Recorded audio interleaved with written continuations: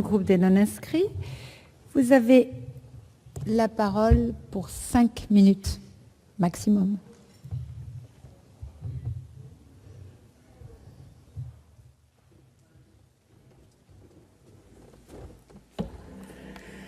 Merci Madame la Présidente, Madame la Ministre, mes chers collègues.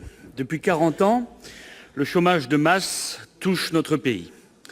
Ne croyez-vous pas que pour lutter contre ce fléau, car je n'ose imaginer, Madame la Ministre, que ce texte n'est pas ce seul et unique objectif, et non de faire plaisir à tel ou tel lobby patronal ou à répondre à telle ou telle injonction venue de Bruxelles. Il faut reconnaître que les grandes lignes connues de votre futur texte, tout comme celui de vos prédécesseurs d'ailleurs, s'inscrivent tout à fait dans la suite des grandes orientations de politique économique avis des technocrates de la Commission européenne. Donc ne croyez-vous pas que pour lutter contre ce fléau du chômage, plutôt que de bricoler, certains diront détricoter le code du travail, il faudrait plutôt changer de modèle de développement, changer de politique économique. Cela fait 40 ans que vous essayez de corriger les dérives de ce modèle sans y parvenir. Je suis persuadé que tout comme le modèle communiste s'est effondré, Dieu merci, le modèle mondialiste s'effondrera un jour. Le modèle mondialiste n'est pas au service de l'homme, pas au service du bien commun, mais au seul service de quelques-uns, et notamment au service des financiers. Avec ce modèle, avec votre modèle, pendant que les salariés grecs étaient payés en tickets resto, sur injonction de Berlin, l'économie allemande, elle, gagnait 100 milliards d'euros. Les puissances d'argent ont pris le pouvoir économique et l'économie est devenue une fin en soi au lieu d'être un moyen au service de l'humain, au service de la vie en société. Et cela se traduit notamment dans le dialogue social, puisque c'est le sujet de ce texte. Syndicats de salariés comme syndicats patronaux ne recherchent plus un bien commun qui les dépasserait. Non, ils cherchent avant tout à exister. C'est ce qui fait qu'ils sont si peu considérés par les Français, qu'ils sont si peu représentatifs. Alors avant de réformer le dialogue social, il eût mieux valu commencer par réformer les dialogueurs, si vous me permettez ce néologisme. Et ce n'est pas le chèque syndical déguisé que l'article 2 pourrait vous permettre d'instaurer qui va amener les syndicats à se préoccuper du bien commun des salariés plutôt que de leur seul intérêt. Je crois qu'aujourd'hui, l'immense majorité des Français sont d'accord pour dire qu'il faut réformer le Code du travail. Mais ils ne sont d'accord que si cette réforme sert une cause juste. Or, nous ne croyons pas un instant qu'avec ce texte, notre économie sera au service d'une société plus juste. Ce texte, en réalité, accompagne ce modèle économique qui, depuis 40 ans, montre d'année en année ses limites. Comment, lorsque l'on a la défense du bien commun chevillée au corps, comme c'est, j'en suis persuadé, votre cas, Madame la Ministre, comment peut-on continuer à promouvoir un système qui fait que les riches sont toujours plus riches et les pauvres toujours plus pauvres? Deux chiffres, la croissance française en 2016 a été de 1,2%, ce qui fait qu'en gros, le PIB a augmenté de 26 milliards d'euros. Dans le même temps, la fortune des 39 milliardaires français a, elle, augmenté de 42 milliards d'euros, presque le double. Alors, bien sûr, ils ne font pas des affaires qu'en France, mais la captation de la totalité de la croissance créée par la France en une année par seulement 39 personnes, cela, manifestement, ne vous émeut pas beaucoup. En réalité, ce texte symbolise très bien l'obstination dans un modèle voué à un triple échec. Échec social d'abord, car les salariés vont devenir plus que jamais des variables d'ajustement. Pour les entreprises, pour arriver à l'entreprise sans salariés, comme hier certains défendaient l'industrie sans usine. Par exemple, l'élargissement des CDI de chantier dans l'article 3 marque une nouvelle avancée vers une simple financiarisation des liens entre salariés et employeurs, cassant ainsi les relations, certes imparfaites, mais existantes aujourd'hui entre salariés et employeurs. Relations fondées inévitablement sur un aspect pécuniaire, mais tout autant sur une adhésion à un projet collectif, sur la confiance, sur la solidarité et bien sûr, dans la mesure du possible, sur la durée. Pourquoi encourager la marchandisation de toutes les relations humaines? Échec économique ensuite, car il ne va en rien aider les TPE, PME qui forment la majeure partie du tissu entrepreneurial de notre pays. Cette loi qui va permettre de privilégier les accords d'entreprise plutôt que les accords de branche va entraîner une distorsion de concurrence entre les PME, TPE et les grands groupes et donc à terme la disparition des PME, TPE au profit des grands groupes. Je ne sais pas si c'est l'un de vos objectifs, ou plutôt je crains que cela soit l'un de vos objectifs, malheureusement. Cette course à la grande taille ne me semble pas saine. Pour être au service de l'homme et du bien commun, il me semble nécessaire que les entreprises restent à taille humaine. D'ailleurs, le dialogue social, même si moins codifié, est souvent bien meilleur dans ces petites entreprises que dans les grands groupes. En effet, à cette échelle, on vit ensemble, on se serre les coudes ensemble, on gagne des marchés ensemble, on monte des projets ensemble, on innove ensemble, et on fait face aux difficultés ensemble. une vraie simplification administrative et une vraie baisse des charges pour les PME, TPE, artisans, voilà l'urgence. Votre collègue, monsieur Bruno Le Maire, nous a parlé la semaine dernière d'un texte en préparation. Espérons qu'il soit axé sur ces deux volets. Enfin, troisième échec, un échec écologique. Un échec écologique, puisque en renforçant ce modèle de développement, vous allez accentuer encore une exploitation sans limite des richesses de la terre. C'est intrinsèque à la mondialisation. Nous proposons, nous, le patriotisme économique. Je conclus, Madame la Présidente, vous l'aurez compris, nous ne voterons pas ce texte, car il consacre cette idée d'une société nomade, société déracinée, où les relations humaines reposent d'abord sur l'argent, le salarié devenant une sorte de mercenaire interchangeable. Nous ne voterons pas ce texte car il consacre une nouvelle fois ce modèle mondialiste que nous combattons, et nous ne voterons pas ce texte car il ne sert ni le bien commun, ni les plus fragiles de nos compatriotes. Vous savez ce que le président Macron appelle ceux qui ne sont rien. Merci, mon cher collègue. Madame la Présidente, Monsieur le Président rapporteur, Mesdames et Messieurs les sénateurs, je ne vais évidemment pas répondre à tous les points importants que vous avez évoqués. Je les ai tous notés avec attention et de toute façon, nous aurons l'occasion, dans tous les jours qui viennent, de revenir sur l'ensemble des points et je répondrai au fond au maximum de ce qui est possible sur chacun des sujets. Je voulais revenir juste sur deux points d'ordre général qui, du coup, ne trouveront pas forcément place dans les débats des jours premiers. Le premier, je voudrais revenir sur la méthode. Loi d'ordonnance, loi d'habilitation, ordonnance, articulation de la concertation sociale et de la... décidément, et de la démocratie sociale et de la démocratie parlementaire.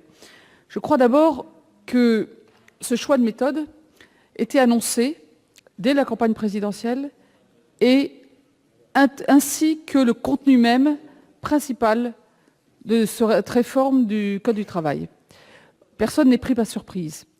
Pourquoi ? Parce que, et plusieurs d'entre vous l'ont dit, il est extrêmement important que nous bénéficions, y compris de la croissance qui redémarre, pour accélérer l'effet de cette croissance en emploi. Je crois que c'est notre responsabilité collective et c'est ainsi que, j'allais dire, le vote, d'une certaine façon, des présidentielles et législatives l'a confirmé. Ceci dit, la deuxième chose, ça a été évoqué aussi par certains d'entre vous, la Constitution a prévu la possibilité de loi d'habilitation et d'ordonnance. Donc on n'est pas hors d'un champ, c'est un champ pas le fréquent, mais on n'est pas hors d'un champ constitutionnel, loin de là. Et ça a été évoqué, il y a un certain nombre de textes fondamentaux qui ont été votés par ordonnance, pris par ordonnance, 2 des 5 lois Auroux, ça a été évoqué. Après, vous me direz, dans un autre concept et autre constitution, le droit de vote des femmes et la création de la sécurité sociale. Donc, ce n'est pas quelque chose qui doit être utilisé en mode normal, permanent, mais je pense que l'urgence de montrer qu'autre chose est possible dans ce pays, qu'un dialogue social et économique construit, positif, permet de bouger les lignes, permet de libérer les entreprises, de leur donner confiance, tout en protégeant les salariés, je pense que c'est ce signal-là que nos concitoyens attendent. Alors, comment articuler les différentes formes de démocratie ? Sur le plan de la démocratie sociale, je reviens un instant sur la méthode. Le président de la République a reçu les 8 organisations représentatives des employeurs et des salariés, puis le Premier ministre et moi-même, puis depuis le 9 juin, nous travaillons en continu, absolument tous les jours, au ministère du Travail, avec les partenaires sociaux, pour discuter de tous les sujets d'ordonnance. Donc nous ne discutons pas tant la loi d'habilitation, qui n'est pas de leur ressort, mais le plus ce qu'il pourrait y avoir en application de la loi d'habilitation dans le détail, je dirais, opérationnel dans les ordonnances. Nous avons mené 48 réunions. Elles se sont arrêtées, je veux dire, elles sont terminées vendredi. La concertation n'est pas terminée pour autant. Nous allons rédiger, dans le cadre du mandat que vous nous confierez, des projets d'ordonnance. Nous reviendrons vers les partenaires sociaux fin août avec ces textes d'ordonnance. Et ensuite, nous consulterons les 5 organisations prévues par la loi, où se retrouvent aussi patronat et syndicats de salariés, pour avoir leur avis, en même temps que le Conseil d'État regardera les ordonnances. Donc, la concertation, en fait, elle continue tout l'été. Pour moi, l'articulation est importante parce que ce que le président Larcher avait fait mettre dans la loi, dans le Code du travail, au tout début du Code du travail, qu'une négociation, une concertation est essentielle et on est dans une matière où il faut à la fois la démocratie sociale et la démocratie parlementaire, nous le respectons complètement et c'est reconnu par les partenaires sociaux, y compris ceux qui ne sont plus ou moins d'accord avec ce que nous envisageons sur le fond. Mais je crois que dans ce sens-là, nous respectons aussi votre mandat, le mandat fixé par la loi, qui est d'avoir une concertation approfondie. Ensuite, sur le plan parlementaire proprement dit, nous sommes au début du processus en séance plénière. Il y a déjà eu la commission. L'Assemblée nationale, puisque la première lecture est terminée, je peux vous donner le résultat de cette concertation. Il y a eu 335 amendements discutés à l'Assemblée nationale. Nous en avons adopté 35 d'origine parlementaire, c'est-à-dire un peu plus de 10%, plus des amendements gouvernementaux, mais ça, ce n'est pas ceux qui vous intéressent. D'ailleurs, dont je signale, je rectifie tout de suite, 5 de la gauche démocrate et républicaine, pas un. Donc, nous en avons accueilli de tous les bancs, sans esprit partisan, car nous avons plutôt, comme vous l'avez compris, une approche pragmatique. Par contre, nous avons une obsession de rien mettre dans la loi d'habilitation et dans les ordonnances. Nous penserions que ça pourrait faire plaisir à tel ou tel, et quel que soit le tel ou tel, mais nous savons par expérience que ça ne marche pas sur le terrain. Et ça, c'est une obsession et un fil rouge que nous tenons à garder. Un fil rouge de pragmatisme, et notamment, en ce qui concerne le point le plus important, ce sont les petites et moyennes entreprises. Pourquoi ? Parce que comme je le disais tout à l'heure, notre modèle social, nous l'avons construit dans un autre contexte. Dans un contexte où l'emploi dans la très grande entreprise et industrielle était la dominante. Aujourd'hui, ça n'est pas du tout la dominante. Et donc, si on veut répondre aux attentes des entreprises comme des salariés, il faut se mettre dans le monde d'aujourd'hui et de demain, et notamment prendre en compte la situation des jeunes entreprises ou des anciennes entreprises, mais de petite ou moyenne taille. Ça n'est pas la seule chose à prendre en compte, mais ça sera, je dirais, un fil rouge dans toutes nos discussions. Ensuite, au Sénat, à la différence de l'Assemblée nationale, qui est plus neuve, vous connaissez très très bien ces sujets. Vous avez beaucoup travaillé sur ces sujets-là ces dernières années. Et donc, je compte aussi beaucoup sur vos avis et vos conseils, sachant que vous connaissez déjà parfaitement ces sujets. Je pense que nous pourrons aller loin dans les discussions et je pense que cette co-construction est possible. Voilà, ce que je voulais dire sur les ordonnances, donc c'est effectivement une forme un peu inédite d'articulation de la démocratie sociale et la démocratie parlementaire. Pourquoi ? Parce qu'elle n'est pas séquentielle, elle est en même temps. Et c'est ça qui peut, je comprends, poser des questions. Là où je suis très contente, c'est qu'on est maintenant en séance plénière au Sénat et que nous avons fini tout ce premier tour de concertation. Donc, sur tous les sujets, je pourrais vous dire de façon plus précise que je ne pouvais il y a 3 semaines quelles sont nos intentions, ou en tout cas, là où nous n'avons pas encore tranché, en tout cas de façon précise, comment nous considérons que le problème se pose. Donc je pense que ça pourra alimenter les débats et votre décision, que j'espère évidemment encourageante pour notre projet, et j'espère que vous l'adopterez, mais ça n'est pas sans débat, ça n'est pas dans cet esprit-là que je viens devant vous. Deuxième point d'ordre général, la loi, la branche, l'entreprise. Je veux revenir à ce point parce qu'il est essentiel. La loi fixe les dispositions d'ordre public. De toute façon, je vois pas, ce n'est pas une grande affirmation de ma part, hein, c'est juste le rappel de ce qui est de la Constitution. Mais je pense que c'est important parce qu'il y a eu parfois dans les débats, pas ici, vous connaissez, mais ailleurs, quand on dit inversion de la hiérarchie de normes, la loi s'impose à tous. Simplement, l'enjeu, c'est de dire, est-ce que pour autant, parce qu'elle s'impose à tous et qu'elle doit donner des directions claires, des principes clairs et encadrer l'ensemble des pratiques des acteurs, pour autant, a-t-elle vocation à définir chaque matin ce qu'on fait dans chaque entreprise dans le détail ? C'est bien ça l'enjeu. Et c'est pour ça que c'est une loi en même temps de décentralisation sociale, du dialogue social, avec plus de dialogue dans l'entreprise. Nous le dirons dans le détail ces jours qui viennent, en prenant, je vous dirai absolument tout ce qu'on a retenu de la concertation là-dessus, et aussi plus de dialogue social dans l'entreprise. Alors oui, et ça a été évoqué par certains d'entre vous, oui, ça veut dire qu'il faut faire confiance aux acteurs.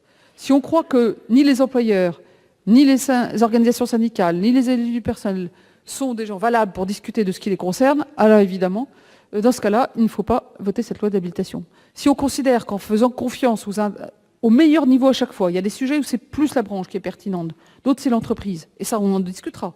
Quel niveau est le plus pertinent. En faisant confiance aux acteurs, à la fin, il y aura plus de progrès économique et plus de progrès social. À ce moment-là, on s'inscrit dans cette démarche qui est une démarche de changement culturel, oui. Mais il y a tellement d'entreprises aujourd'hui où ce dialogue existe que je crois que notre rôle, c'est de l'encourager et de le rendre plus possible, de lui donner plus de matière pour qu'on puisse à la fois saisir les opportunités de développement économique et en même temps faire un contenu qui est riche en dialogue social et donc en progrès social. Donc je voulais rappeler juste cet élément parce que pour nous, c'est le cœur de ce qui est présenté. Ce n'est pas une succession de mesures. On a d'ailleurs évité de faire... on a un catalogue de choses qu'il faudrait faire un jour. On l'a pas retenu parce qu'on pense qu'il faut aller au fond de ce débat. Est-ce qu'on fait confiance aux acteurs économiques et sociaux pour ensemble saisir les opportunités de croissance et faire progresser la convergence économique et sociale. C'est ce soutien sur ce point-là que j'attends, je l'espère, du Sénat. Alors, vous avez abordé bien d'autres sujets, fusion des instances, petites entreprises, pénibilité, le dialogue social dans le rôle de la discussion sur les stratégiques, la formation, les parcours syndicaux, la sécurisation des parcours professionnels, la sécurisation juridique sur différents éléments, motifs, barèmes, etc., les relations entre l'administration et l'employeur, et beaucoup de questions. Donc nous reviendrons évidemment, et je reviendrai sur tous ces sujets à fur et à mesure. Je voulais juste terminer par un mot, peut-être un mot particulier pour le sénateur Monsieur Dassault, puisque c'est un jour important. Je voulais vous dire qu'effectivement, l'intéressement participation, même s'il n'est pas dans le texte, parce qu'il existe déjà et que ce n'était pas tout à fait dans le champ, c'est probablement une des manifestations réussies des dernières décennies qui prouve que la performance économique et la justice sociale, ça peut aller de pair. Donc je pense que l'esprit de l'intéressement participation, c'est tout à fait l'esprit du dialogue social et économique que nous souhaitons, avec votre soutien, avec votre contribution, renforcer pour le bienfait des entreprises, des salariés et de la France. Merci, Madame la Ministre.